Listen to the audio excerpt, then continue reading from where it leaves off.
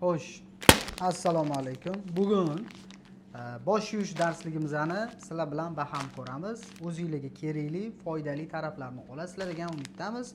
Kerak emasini otib yuboringlar, xafa bo'lmaysiz. Demak, ketdik.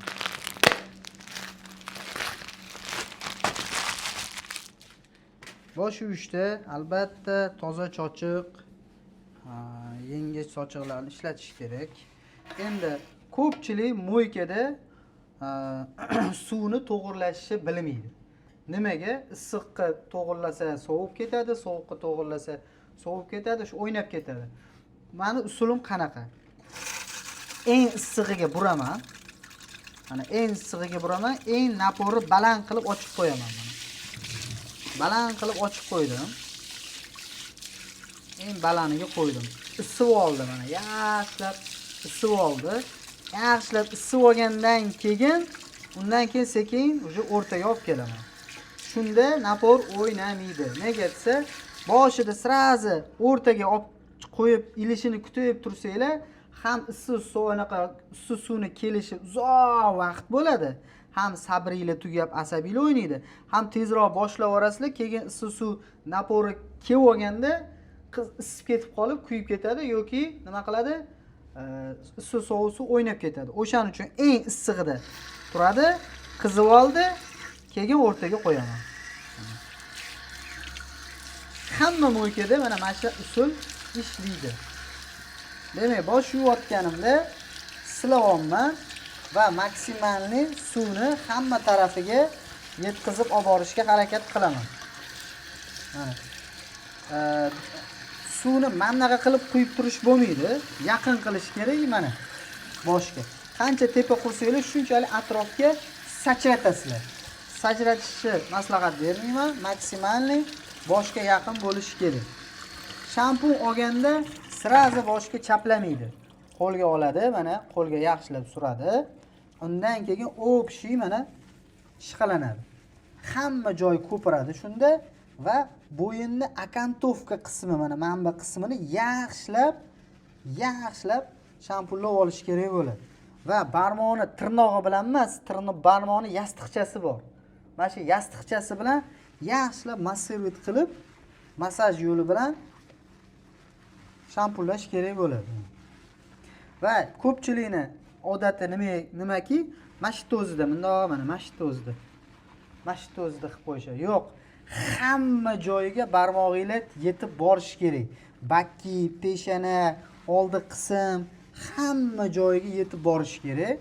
Shunda bosh ham toza yuviladi, ham mijozga ham xuddicha chala yuvgandek, qo'l uchida ish qilayotgandek bo'lmaysan.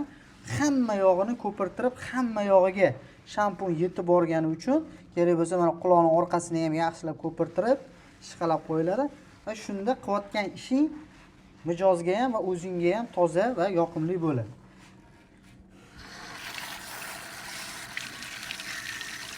Suvni to'g'irlab olaman va boshladim.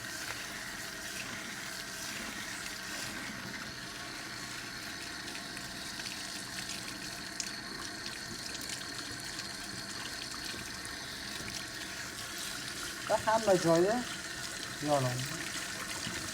Yaxshilab ko'piklarni tushirib tashlashga harakat qilaman.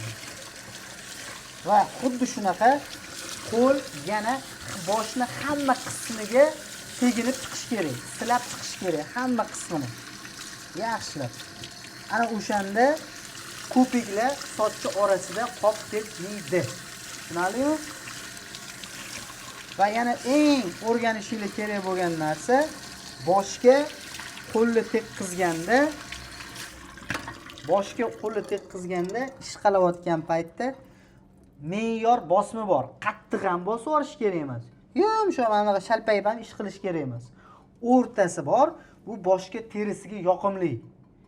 O'sha yoqimli bosimni o'rganish kerak va o'sha yoqimli bosimni o'rganisanglar va ishlaganinglarda shampun ham yaxshi ishqalanadi va boshga yaxshi massaj holati bo'ladi. Sochni mana suvni yaxshilab ozgina tushirib yubordim va sochig'i yopdim. Bir marta yuvdim. Nega? Chunki mijozni boshi yuvilgan ekan. 2 marta yuvishim shart. Agar yuvilmagan bosh bo'lganda men 2 marta yuvardim. soch olishdan oldin. Nega? Bir marta sochni kirini yuviladi, ikkinchi marta boshni formasi, sochni formasini chiroyli bo'lib turishi uchun bo'ladigan effekti bor. Ana o'sha holatga ikkinchi marta shampunlaganda keladi. Negaki bosh yuvilmagan bo'lsa, bir kun oldin yuvilgan bo'lsa, yog'lanib, o'zini formasidan ketgan, yopishib qoladigan, yotib qoladigan formaga keladi. U bitta shampunlaganda nima qilmaydi? Ketmaydi. O'shaning uchun maslahatim sizlarga ham yuvilmagan bosh bo'lsa 2 marta, yuvilgan bosh bo'lsa 1 marta soch o'zini formasida turib olishi uchun 1 marta yuvsanglar yetadi. Tushunarlimi? Foydali bo'lgan bo'lsa xursandmiz. O'zingizga kerakligini olgan bo'lsanglar salomat bo'linglar. Sog' bo'ling.